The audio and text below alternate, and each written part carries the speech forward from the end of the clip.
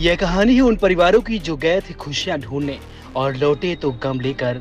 हम बात कर रहे हैं जम्मू कश्मीर के पहलगाम के बालशरण घाटी में हुए आतंकी हमले के मारे गए लोगों की।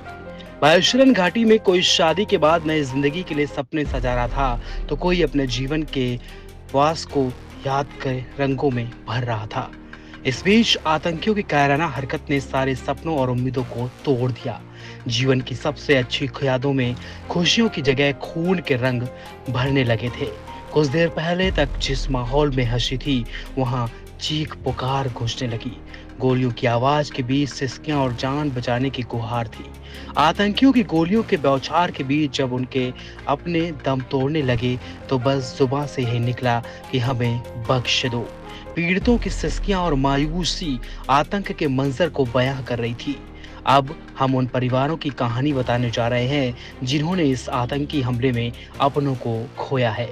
आतंकी हमले में हरियाणा के 26 वर्षीय विनय नरवाल की मौत हो गई। नौसेना अधिकारी विनय नरवाल की 16 अप्रैल को शादी हुई थी।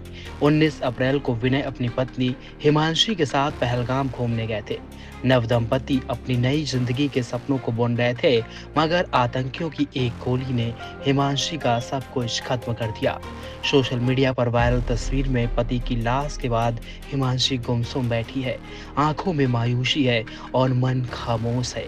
अपने सुहाग को खोने का गम ऐसा है कि बार बार पूछती है कि आखिर हमारा कसूर क्या था। लेफ्टिनेंट विनय नरवाल के दादा हवा सिंह ने मुख्यमंत्री नायाब सिंह सैनी से कहा कि सीएम साहब, मेरा आपसे निवेदन है कि आरोपियों को सख्त से सख्त सजा दिलाओ। मैं प्रधानमंत्री नरेंद्र मोदी से भी प्रार्थना करता हूं कि इस उग्रवाद को खत्म कराओ। आज मेरा पोता गया है, कल किसी और के घर का चिराग ये लोग बुझाएंगे। अच्छा नहीं होगा।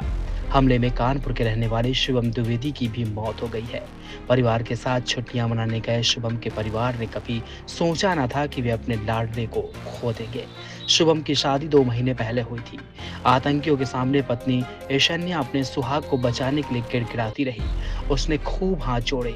दहशत भरे माहौल में बंदूक को आगे उसने कई मिन्नतें मांगी, मगर आंखों के सामने पति की गोली मारकर हत्या कर दी गई और उसकी आंखें फटी की फटी रह गई। पति की मौत के बाद बदहवास ऐश्वर्या बार बार अपने हाथों की मेहंदी देखकर सिसक पड़ती है। हमले में शिवमोगा जिले के व्यापारी मंजूनाथ राव को भी आतंकियों ने गोली मारी थी।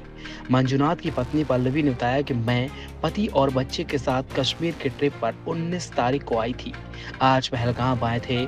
हम मिनी स्विट्जरलैंड पॉइंट पर पहुंचे थे। इस बीच हमको गोली चलने की आवाज सुनाई दी। हमको लगा कि आर्मी की ड्रिल है। जब हमने मुड़कर देखा तो सभी लोग भाग रहे थे। इस बीच मेरे पति को गोली मार दी और उनकी मौत हो गई। पल्लवी ने बताया कि जिस आतंकी ने मेरे पति को मारा, मैंने और मेरे बेटे ने उसको बोला कि हमको भी मारो, तो उसने बोला कि मोदी से जाकर बोलो। हमले में इंदौर के वीणानगर निवासी सुशील नथियान भी जान गंवा बैठे हैं।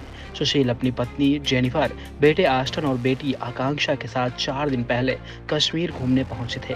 सुशील नाथियाल के भाई विकास ने बताया कि आतंकियों ने पहले सुशील को घुटनों के बल बैठाया और कलमा पढ़ने को मजबूर किया।